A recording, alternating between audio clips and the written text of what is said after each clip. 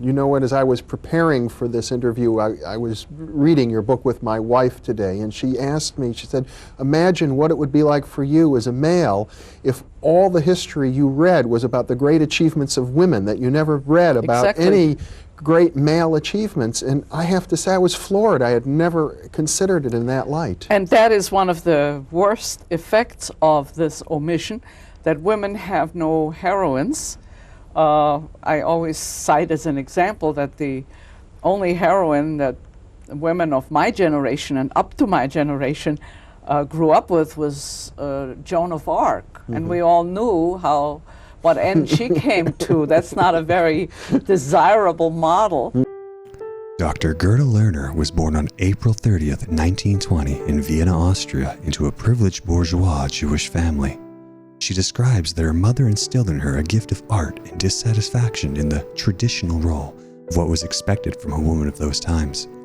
This would reverberate throughout her entire life and academic career. After fleeing Nazi Germany in 1939 to the USA, she met her future husband, Karl Lerner, and maintained active ties to the Communist Party USA. She then helped form the Congress of American Women, which was a front for communism in America.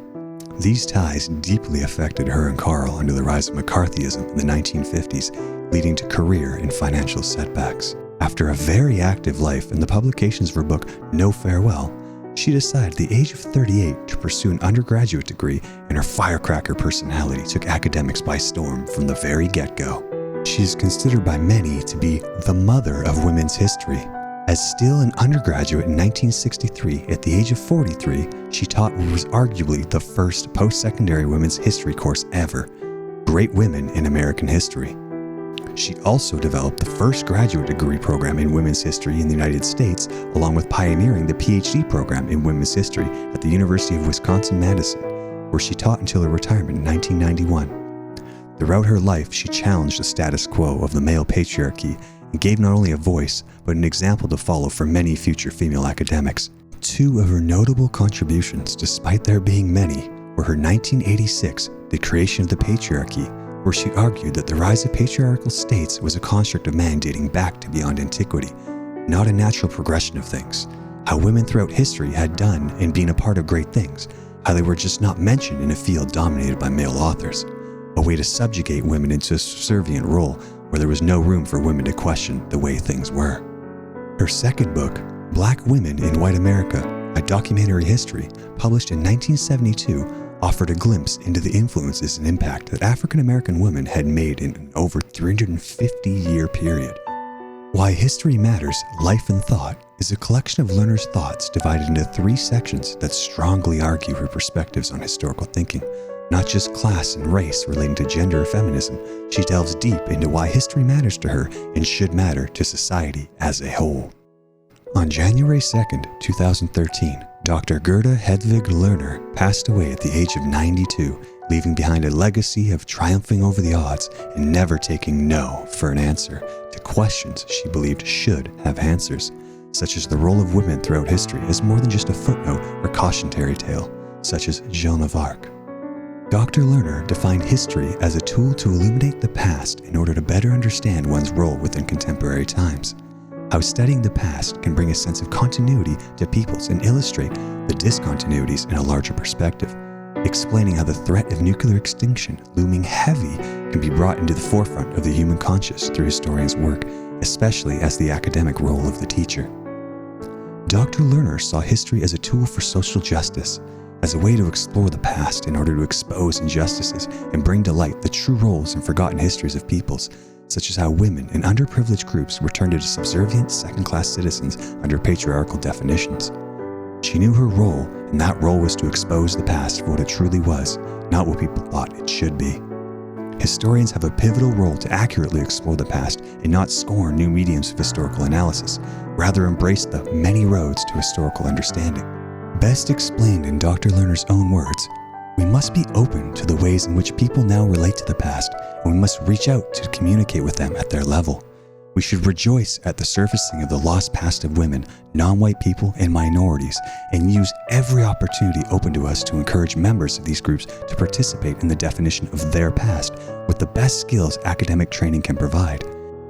In turn, We should allow our own thinking and interpretations to be enriched by the viewpoint and perspective they bring to historical scholarship.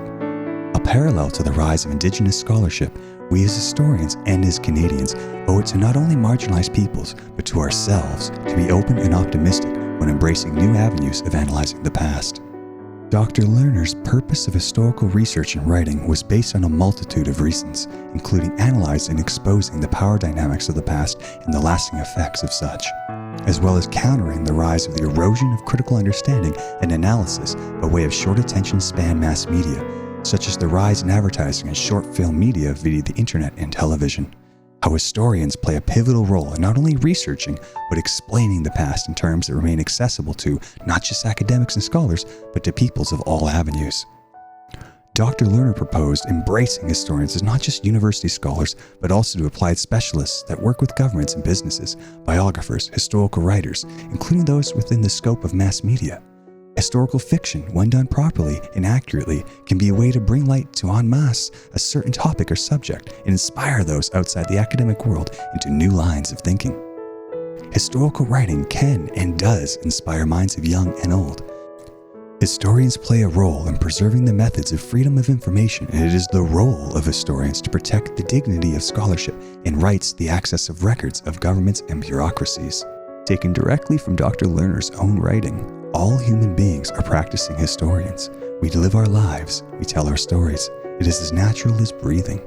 Dr. Lerner, as discussed prior, made the claim that there needs to be more roles for historians outside of academia, and how historians should be able to freely rotate between academic and public sectors as freelancers or consultants. How technical and scientific specialists should not be the only ones with this role. How reforming the concept of a historian's career by choice might strengthen and energize us. Dr. Lerner believed vehemently in providing the tools and resources for peoples of all walks of life to be able to become historians and explore their own pasts without the hindrance of maintaining a status quo or protecting an elite ideology.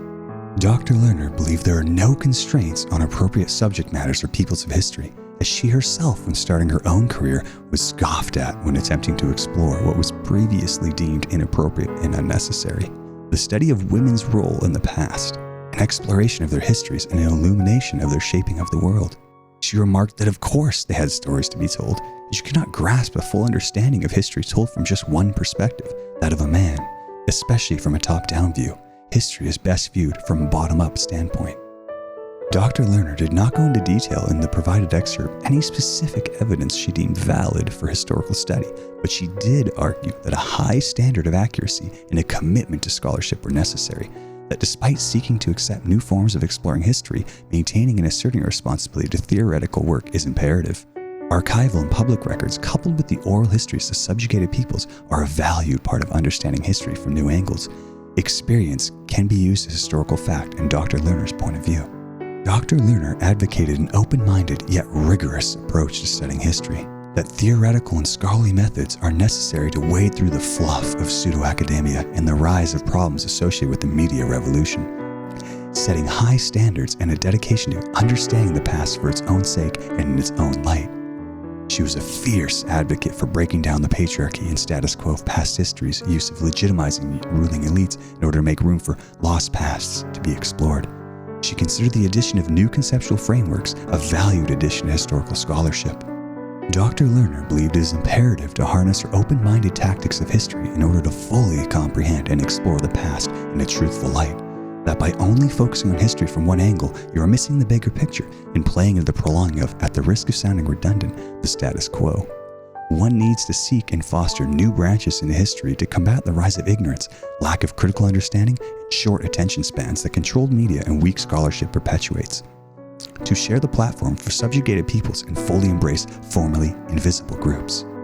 Dr. Lerner saw the rise of the devaluation of historians, especially within the 1960s claim that history is relevant, with the ascension of sciences and technologies, how the replacement of the study of history in schools with social studies has been detrimental to preserving the place of historians. Yet despite all the advances made, humans are essentially the same creatures we were thousands of years ago. How politics and social planning have a dire need of understanding history. By understanding one's past can bring about a sense of healing.